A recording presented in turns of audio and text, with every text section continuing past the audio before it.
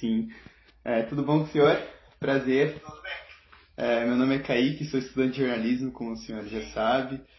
Integro o Superávit Caseiro, que é um site voltado ao jornalismo econômico, né, que está crescendo aqui na nossa universidade agora. Vamos ter a primeira disciplina de jornalismo econômico no próximo semestre. E eu queria te agradecer, né, pela sua disponibilidade de estar aqui com a gente hoje, né, para contribuir com esse crescimento. Muito obrigado mesmo pela sua presença, tá? Então eu queria começar pedindo para você falar um pouco da sua trajetória, se apresentar, falar sobre desde a sua graduação. A câmera eu consigo ver, não sei onde é que eu consigo ver Oi? aqui. Eu poderia me enxergar também, né? Você não está se enxergando? Não, eu acho que só um pouquinho. Tá bem.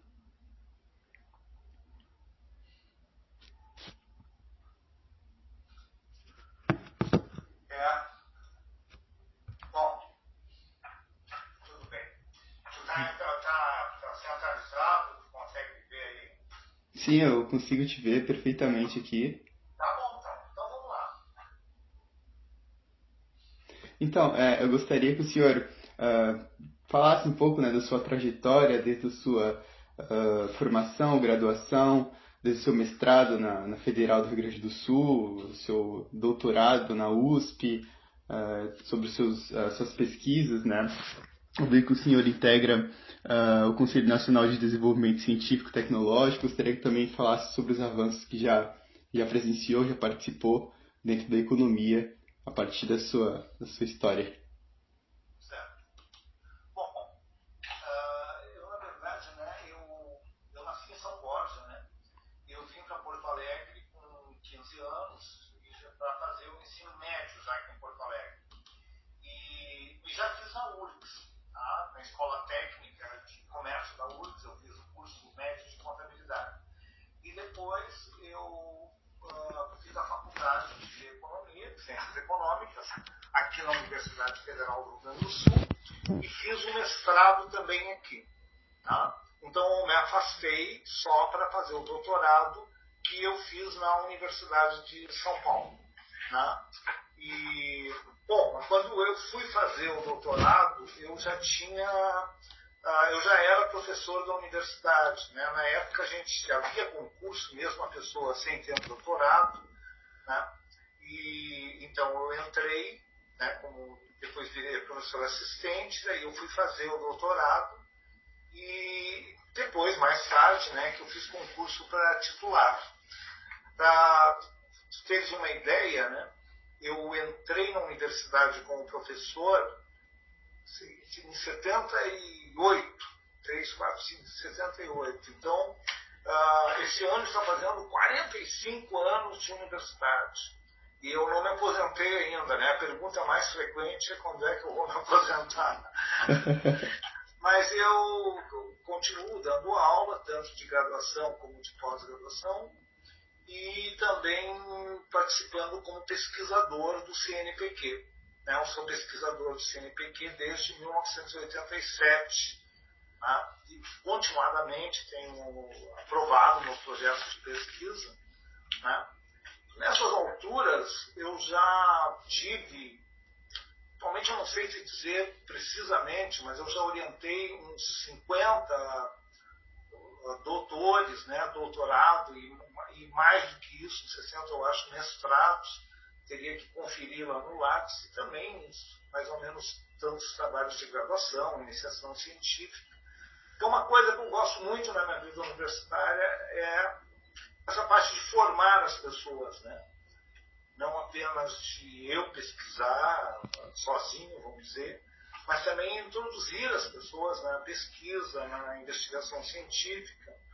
E tenho gostado muito, né? Tenho tido bons frutos com bons quadros de doutores e de mestres e de graduandos em economia que eu ajudei a formar. Sem contar os milhares de alunos, né, nessa trajetória toda. Sim, é legal o senhor falar isso, porque eu estava vendo aqui, é bastante tese, assim, que você já participou, estava dando uma pesquisada aqui, é bastante coisa mesmo, assim, histórico. E você já foi também coordenador, né, da pós-graduação da economia, né, e diretor também da Faculdade de Ciências Econômicas, né? Sim, dentro da universidade, né, eu ocupei quase todos os cargos possíveis, menos de reitor. Eu fui vice-reitor, 2004 e 2008. Também não quis concorrer à reeleição, porque eu acho que ser reitor eu teria que abandonar, não ia conseguir conciliar com as minhas atividades de ensino e pesquisa, porque eu mesmo tendo todos esses cargos, né, eu fui chefe de departamento, fui coordenador de pós-graduação, fui pró-reitor de pesquisa e vice-reitor, mesmo tendo esses cargos, eu nunca me afastei da sala de aula. Tá? Eu continuava dando aula de graduação e de pós-graduação. Às vezes diminuía um pouco a carga ou as orientações, mas nunca deixei de exercer as atividades em sala de aula. Né? Então, como reitor, não, mas todos os outros cargos, né, como chefe de departamento, coordenador de pós-graduação, pró-reitor, todos esses cargos, até vice-reitor, né, de 2004 a 2008 também. Então, eu sempre também tive essa vida na universidade, né? Eu tive uma dedicação exclusiva à universidade. Né? Às vezes as pessoas, mas eu nunca te afastaste. Eu me afastei da URGS em determinado momento. Por exemplo, eu fui presidente da FAPERGS, que é a Fundação de Amparo à Pesquisa do Estado do Rio Grande do Sul. Né? Eu sempre tive essas atividades, né, fora da universidade, mas acadêmicas também. Tá? Assim como eu sempre escrevi em jornais, não só em revistas científicas, né? Que para a gente ser pesquisador de CNPq tem que ter produção em revistas especializadas, né? De impacto, nacionais e internacionais, mas eu procurava também escrever artigos de jornais, artigos de divulgação, que às vezes o mundo acadêmico não gosta muito disso. Né? E eu escrevia para... Tive um bom tempo com uma coluna no Correio do Povo, depois escrevi algum tempo também na Zero Hora, né? E em outras publicações assim, de divulgação, boletins da Fundação de Economia e Estatística, quando existia, da Fiergs. Eu escrevia também artigos que eu diria não científicos, naquele formato, né, de revista acadêmica, mas artigos de opinião, de divulgação sobre economia. E tive essas atividades, né? Fui coordenador da CAPES, participei da comissão da CAPES, da área de economia, depois fui coordenador de área. E no CNPq também fui, por vários anos, né, membro do comitê científico do CNPq. Então, eu também trabalhei muito nessas instituições, né, vinculadas ao ensino e à pesquisa na área de economia. Sim. E eu vi aqui que o senhor leciona principalmente, né, pela minha pesquisa aqui, nas áreas de desenvolvimento socioeconômico e da economia brasileira. Teria algum alguns estudos em específico que o senhor dá destaque em recomendação, assim, para quem quer entender um pouco mais sobre a estrutura da economia no Brasil? Alguma obra, um livro? Olha, difícil, né, a gente dizer assim que tenha um livro que vá abrir todas as portas, né? O livro mais tradicional que se conhece sobre economia brasileira ou história econômica do Brasil é o do Celso Furtado, Formação Econômica do Brasil. Ele é o livro mais traduzido de economia brasileira, é traduzido hoje para quase 60 línguas, se não me engano. Como ele é o livro mais utilizado, mais reimpresso de economia no Brasil. Mas esse é um livro tradicional, escrito lá em 1959, 58, 59, e é mais sobre história econômica. Agora, hoje existem vários livros, né, de economia que vêm até a atualidade, de vários professores, de maneira que fica até difícil eu te dizer um, porque tem muitos bons, né, e pessoas conhecidas, enfim, né. A minha produção científica, quem quiser olhar, tem um blog da URGS, né, dentro do site da URGS, que o endereço é professor.ufrgs, né, com F no meio, .br/. Fonseca, tudo junto. Vou repetir, professor.urgs.br/Pedro Fonseca. E ali está toda a minha produção de livros, artigos, né? Eu já tenho 5, 6 livros de economia e artigos, muito mais, 60, 70, 80 artigos, agora não me lembro quantos, em revistas especializadas, fora esses que eu te falei de jornal, que aí é quase 200. Tá? Então, mas eu acredito isso, né? Que depende muito do interesse da pessoa. Hoje há um esforço dos economistas de falar para o grande público. Tá? Como está vendo em outras atividades. Né? Hoje a gente já vê até médicos, por exemplo, dando informações sobre saúde. Né? Até porque se a pessoa vai pegar pela internet, é um absurdo as coisas que dizem. A má informação, a informação truncada, viesada. Então, hoje até tem profissionais, né, como tem de economia, como tem de medicina e de outras áreas, né, que daí são pessoas conhecidas, que têm currículo né, respeitadas no seu meio, e que são pessoas que fazem essa interface com o público. Né? Então, a gente tem livros de economia brasileira, de professores da USP, de professores da UFRJ, né? Nós tivemos um aqui da URGS, mas já faz tempo. Hoje tem outros também mais atualizados. Agora, a área que eu pesquiso é essa mesmo. Né? Atualmente, eu pesquiso mais na área de desenvolvimento econômico, porque essa é a área de especialização aqui no nosso curso de pós-graduação, e eu dou a disciplina de economia brasileira. Tá? Também eu dou outra disciplina de pós-graduação que se chama Interpretações do Brasil, onde a gente analisa alguns autores relevantes que tentaram entender o Brasil, interpretar o Brasil. Né? Como Celso Furtado, Sérgio Buarque de Holanda, Gilberto Freire, Florestan Fernandes, enfim, né? Uma gama de autores que, em diferentes visões, né? Tentaram ter uma visão, vamos dizer, globalizante sobre o Brasil. Né? Tentaram interpretar essa diversidade, na verdade, que é o Brasil, que é um mosaico de culturas, de climas, de arte, enfim. Né? Tem uma diversidade muito grande, porque é um país muito grande, né? E permite existir isso. Então, é uma disciplina também que eu gosto muito de estudar, na pós-graduação.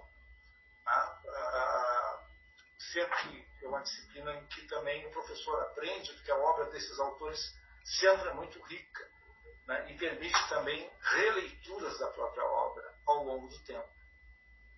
Sim, é interessante a senhora trazer esse misto, né, de autores, porque com relação aos anos do Brasil, a gente teve diversos governos, né, diversas formas de se fazer política e economia.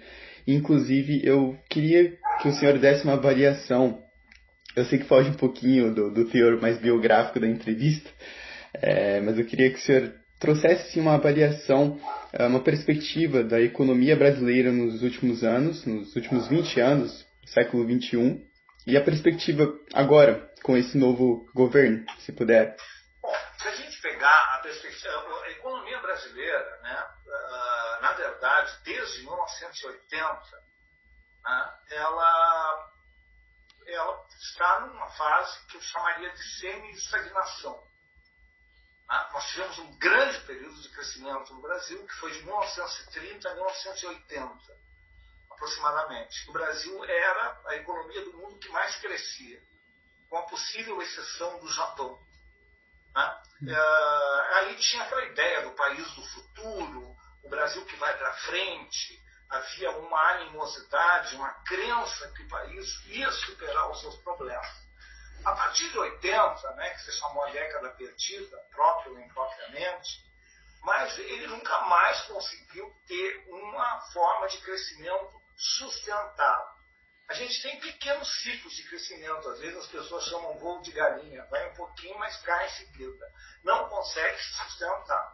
Né? Tivemos, nos próprios anos 80, na época do Plano Cruzado, tivemos o primeiro governo Lula, né, inclusive empolgados pelo crescimento da China. O Brasil surgiu como um grande produtor mundial de commodities, né? Aquilo deu um grande crescimento no país, uma melhoria da distribuição de renda, mas também aquilo não foi sustentado, né? Depois veio para uma situação de desindustrialização, né? Esse é um problema que é um sintoma da desindustrialização, dessa regressão do Brasil, né? Porque o Brasil já teve quase 30% do PIB com a indústria, né? Superando aquela fase da economia só de café, de açúcar, ela começa a se industrializar a partir de 30.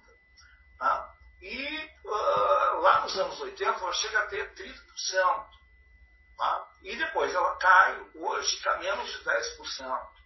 A pessoa, mas o agronegócios ocupa esse espaço. Não existe um conflito entre tu ter um grande agronegócios e uma grande indústria.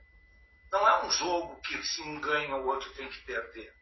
Nós podemos ter um grande agronegócio e uma grande indústria. Tá? Então eu não vejo como coisas totalmente associadas, que um está tomando o lugar do outro. Tá? Eu acho ótimo ter um agronegócio pujante, que exporte bem, que o mundo reconheça, que garanta os saldos da balança de pagamento, que respeite o meio ambiente. É possível tudo isso acontecer.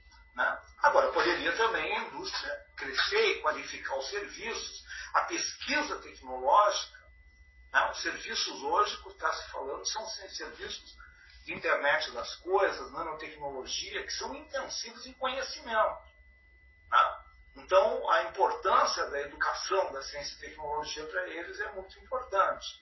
Então, a economia brasileira, né, tem momentos melhores, momentos piores. Claro, ainda pegou a pandemia, que todo mundo foi abalado, e aqui não seria diferente. Agora, o que está acontecendo hoje, né, se me perguntar, bem falando na conjuntura, quer dizer, hoje, 19 de setembro de 2023, os dados que têm saído ultimamente são muito animadores. Então, por exemplo, o dólar está abaixo de R$5, quando a previsão é que poderia estar acima de 6 ou próximo de 6. A taxa de crescimento do país, que iniciou o ano se pensando em 0,5%, depois foi para 1%. Ontem, né, deu a previsão de ser 2,3%. Então, todas essas... temos bons saldos na balança de pagamentos, né, no balanço de pagamentos, na balança comercial do país. Então, hoje há um certo clima de otimismo. O governo conseguiu aprovar algumas reformas importantes que foram encaminhadas para o executivo ao legislativo. O Brasil tem um problema político, que é uma radicalização política muito grande. Nenhuma ação passa incólume por uma radicalização, né, das pessoas serem dois lados opostos que não dialogam. Isso é péssimo para a economia e é péssimo para a sociedade. Porque o importante é os brasileiros também terem uma identificação comum. E não de um torcer contra o outro, né, como se fosse um jogo ou algo semelhante. Eu acho que respeitar as diferenças não quer dizer inexistência de diálogo. Então, eu acho que esse é um problema político que tem no Brasil. No campo da sociedade, essa radicalização, que de certo modo se reflete no Congresso. E eu acho uma dificuldade também no Brasil para qualquer governo, seja de direita, de esquerda ou de centro, governar com mais de 20 partidos no Congresso. Quer dizer, eu não acho que exista no Brasil presidencialismo de coalizão, como se diz. Porque não há coalizão nenhuma. Isso aconteceu nem com o Lula, com o Bolsonaro, com o Temer, com o Lula, com quem se quiser. Porque, na verdade, os deputados, os senadores, não obedecem às suas lideranças partidárias. Eles votam individualmente. Então, às vezes, os partidos estão no governo, mas não seguem essa orientação de liderança. Isso é um problema político, acho, do país. Porque quê? Né? Porque qualquer democracia do mundo, ela supõe que existe um entrosamento entre o legislativo e o executivo. Tá? Que esse executivo forme maioria e que essa maioria seja estável, independente da ideologia do governo. Tá? Então, o que eu estou falando não é uma coisa tanto de ideologia, mas de governabilidade, de governança. Então, esse eu acho um problema. Por que eu estou falando isso numa discussão de economia? Porque isso tem tudo a ver com a economia. Se nós não tivermos, né, essas regras estáveis, elas não vão se refletir numa boa governança econômica. Sim, inclusive o senhor até me lembrou agora daquelas emendas de relator que foram consideradas inconstitucionais, né, foram utilizadas como dispositivos de compra de voto, né, basicamente, e fizeram muito mal para os caixas, né, os cofres públicos, né. Beleza. Bom, eu acho que eu sei que eu não falei isso como tema da entrevista, mas eu também não poderia deixar a oportunidade de passar. Hoje de manhã eu estava acompanhando o discurso do Lula na Assembleia Geral da ONU, né? E é uma imagem que é passada pelo principal líder, né, para o mundo inteiro. E ele falou em desenvolvimento econômico socialmente justo e ambientalmente responsável. E ele criticou o direcionamento dos recursos do FMI com uma concentração muito grande na Europa, né, e falta dos recursos na África do Sul, no continente africano. Como o senhor avalia essa política externa do Brasil neste novo governo? Olha, eu acho que a gente ainda precisa ver, né, o que vai trazer de resultado essa política externa. Né? O que nós tivemos no Brasil, e não estou dizendo nenhuma novidade, parece que é consenso, é que uma diferença grande do atual governo com relação ao anterior é que o Lula aposta muito na política externa, né? No papel do Brasil no exterior, nas negociações com o Mercosul, com a comunidade europeia, com a China, com os Estados Unidos. Enfim, ele faz essa aproximação que o governo anterior não apostava. Por outras razões lá, né? Havia até inclusive um afastamento. Né? E quando se aproximava, inclusive foi a Rússia, que eu acho que é uma coisa insignificante. Eu acho que os parceiros comerciais do Brasil são os Estados Unidos e a China. Né?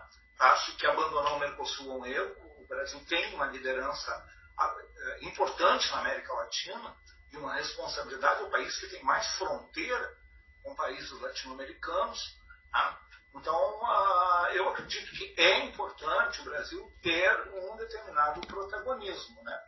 A política externa do governo, eu acho que há equívocos, né, na minha opinião. Né? Eu, por exemplo, jamais faria aquelas declarações duvidosas sobre a Rússia, no caso da invasão, né,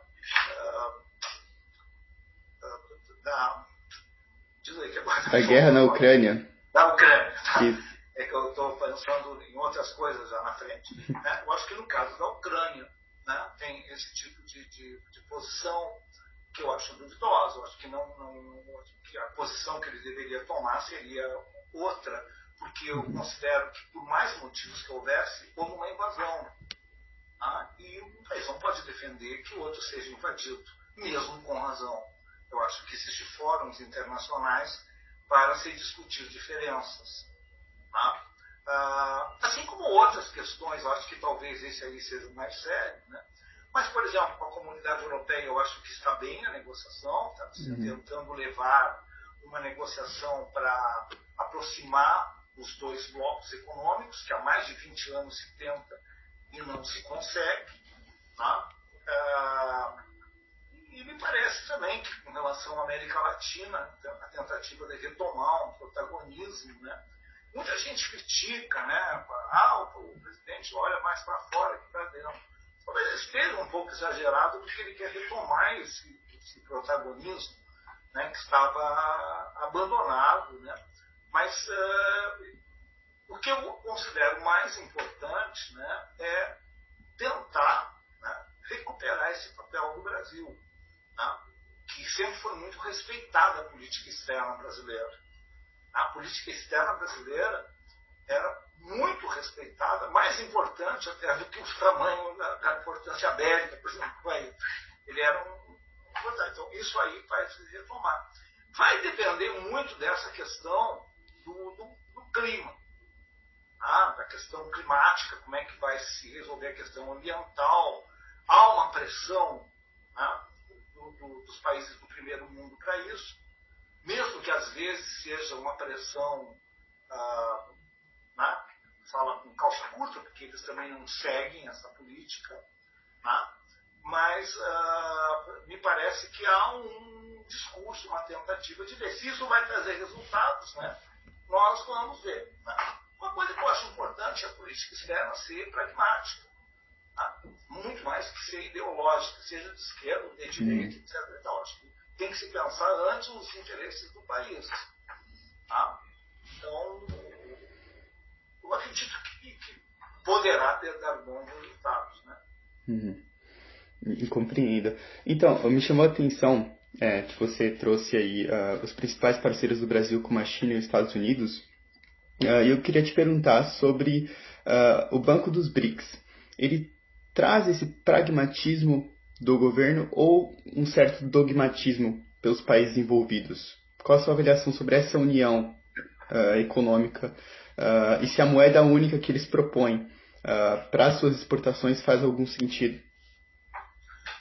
Uma moeda única para o comércio internacional até faz sentido. Aquela ideia de dizer que ia ter uma moeda única do Mercosul, aí eu acho que é mais difícil, mais sem conversão, mesmo no longo prazo. Talvez em longuíssimo prazo, mas não no mesmo forma. Agora, haver uma alternativa ao dólar no comércio internacional é uma coisa que já se fala há mais tempo. Isso desde os anos 70, ainda que o dólar era hegemônico, a China nem estava na coisa, com o abandono do dólar com seu vínculo com o padrão ouro no governo Nixon, essa questão já começou a ser tratada. O banco, agora, a ampliação dos BRICS poderia ser como já hoje. É uma pena que essa ampliação se dê praticamente com governos autoritários, que passam a ocupar um espaço muito grande dentro dessa ampliação que está sendo proposta. Mas, se você me perguntar se é uma boa iniciativa os BRICS, eu considero que sim. Porque quando ele foi criado, a alternativa era reunir esses países emergentes. Emergentes que já tinham uma importância, mas não é lá o grupo de 77. Você não estava pegando, Brasil, China, Rússia, África do Sul, enfim, países que não se confundem com a maior, países bem menores, bem menos expressão. Então, eu considero que foi uma boa iniciativa, o banco tem trabalhado para isso. Agora, com essa ampliação que está sendo proposta, é que a gente vai ver até que ponto ele vai conseguir. Talvez incorporando, teria outros países a incorporar aqui na América Latina mesmo, como a Argentina, como o México, que são países que a gente pode chamar emergentes ou intermediários ou algo do gênero. E são um pouco maiores, vamos dizer. Aí depende da proposta política que os BRICS, que esse grupo chamado BRICS vai ter. Discussão de uma moeda alternativa, eu acho que é possível. Acho que é possível. Não seria no pós-guerra, quando se tinha uma hegemonia absoluta do dólar e dos Estados Unidos. Mas veja, a guerra terminou em 1946. 45, 46. Nós estamos em 2023. O mundo mudou. A geopolítica mundial mudou. Então, por isso que surgem essas alternativas. Claro que os Estados Unidos não vão gostar. Como também eles não foram a favor do surgimento do euro. Impressionaram, inclusive, a Inglaterra para não adotar o euro como moeda. Mas a Europa resolveu e foi bem sucedida nessa alternativa. Que é muito mais radical, porque tem uma moeda comum para os países. Né? Aqui está se falando de uma coisa bem mais light, que é uma moeda para o comércio internacional, que inclusive poderia ser parte em dólar, ela não extingue o dólar, né, como moeda internacional, ela cria uma alternativa. Né? Então são propostas que estão na mesa para discussão, né, que são, no mínimo, legítimas. Tem pontos positivos e pontos negativos, como tudo no mundo. Tem pontos positivos e pontos negativos, e esses pontos variam de país para país. Tá? Sim. Bom, professor, estamos chegando ao fim do tempo aqui que eu estipulei. Então, queria te agradecer pelo seu tempo, pela sua disponibilidade, te agradecer pela entrevista. A gente sabe que o jornalismo econômico é uma parte bem defasada, necessita de profissionais, então a gente está trabalhando para que isso aconteça, sabe? Para que cresça, seja mais popular na universidade, e agradeço muito. Eu vou terminar de redigir a matéria e já te envio assim que estiver publicada, tá? Pelo e-mail para o senhor ler, se quiser divulgar também. E eu fico aberto a futuras colaborações. Eu gosto de fazer isso aqui porque eu consigo aprender bastante, sabe? Com quem que eu converso, sabe? Diversas pessoas eu consigo aprender cada vez mais. Então é gratificante para mim também, uma honra, um prazer estar contigo aqui. Então, te desejo sucesso no jornalismo econômico. Obrigado, professor. Nas suas iniciativas, tá? Estou sempre à tua disposição. Muito obrigado. Tá bem, até mais. Obrigado. Até mais.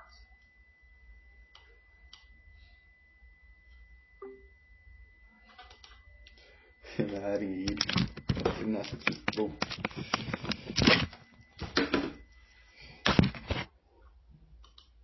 Ei, papai.